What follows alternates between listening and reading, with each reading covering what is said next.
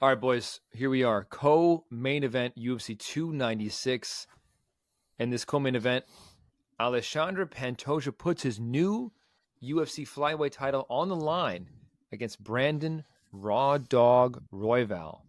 So Pantoja, the cannibal, the 33-year-old out of Rio de Janeiro, Brazil. His pro record stands at 26-5 going into this Saturday with 18 finishes, and he's riding a 4-fight win streak coming into this weekend, including his most recent title win over Brandon Moreno and including a submission win over Brandon Royval. So here we go. Brandon Royval getting his opportunity because he himself, not only being one of the most exciting flyweights on the roster, is on a 3-fight win streak coming into this weekend. Royval, let me back up, 31 years old, fighting out of Englewood, Colorado, USA. His pro record stands at 15-6 with 13 finishes, 9 of them submissions. And when this man fights, you don't blink, motherfucker. You don't blink. Okay, Omar, start us off. This fight, guaranteed fireworks. Who's coming out on top? Both of these guys are fantastic. You guys have heard me talk about both of these guys equally, highly equally. I think really what we're going to run into is Brandon Royval is obviously the guy that likes to scramble a lot, that likes to create opportunities, that likes to take opportunities as they come. Pantoja is just, I think, in my opinion, a little too technical.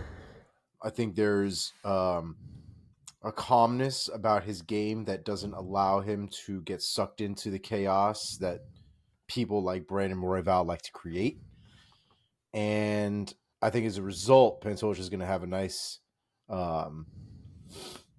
measured approach to the striking. And then if it goes down to the ground, I think he's going to be able to do work down there as well. I don't think that Brandon Royval is going to be able to out-grapple him on the ground. So I'm going to go with Pantoja here. I'm not sold that there's going to be a finish in this fight. But I do think that Pantoja is going to walk away here with the belts, defending it, and still. Decision. I'll go next because you guys know who I'm picking. I'm just getting this out of the way. I'm going with Royval because he's my guy, and he has been for a little while now. I do think that there are opportunities for Royval to win this fight. I mean, look, Pantoja fights fucking flawlessly. But that being said, Brandon Royval fights with an electricity, and like Omar said, he likes to scramble, and he likes to find moments in these moments of chaos. And when he wins, sometimes he wins in magical ways with violence. So I will be going with Royval. He's already lost to Pantoja once, so why not? That being said, on that note, I will say I think Royval has been getting better and better, and it shows now. He's on a 3-fight win streak over some tough competition here. I'm going to say why not? Royval can get one of his own over Pantoja. And I'm going to say that it's going to happen in one of those crazy scramble moments. It is very possible that Pantoja just doesn't let that happen, but that's where I'm going. I'll say Royval in a 5-round fight. I think he gets it done in round 2. Mark, tell me why I'm wrong. I wondered if you'd back your boy there. Well done. Thank you. Pantoja's favored, -190 for the champion. Brandon Royval is +160. 4 inches of height and 2 inches of reach for Brandon Royval, as you'd expect. Certainly the longer guy in there. Yeah, so he gets his rematch here. The first fight was back in August of 2021. Pantoja choked him out in 2.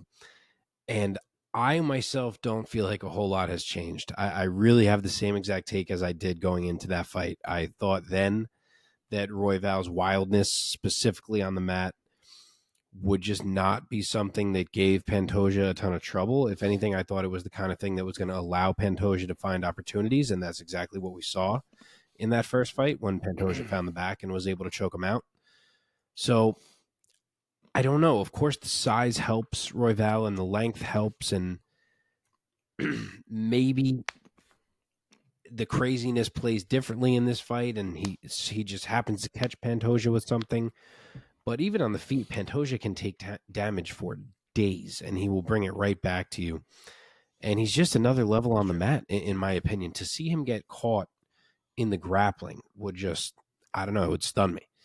So I'm not ready to go with a Royval upset in this fight. I think Pantoja defends his belt, and I think he gets a finish. It could be club and sub. It could just be a grappling exchange where he finds something, but I'm going to say he chokes him out again. I will go round 3 sub for Alexandre Pantoja. Okay.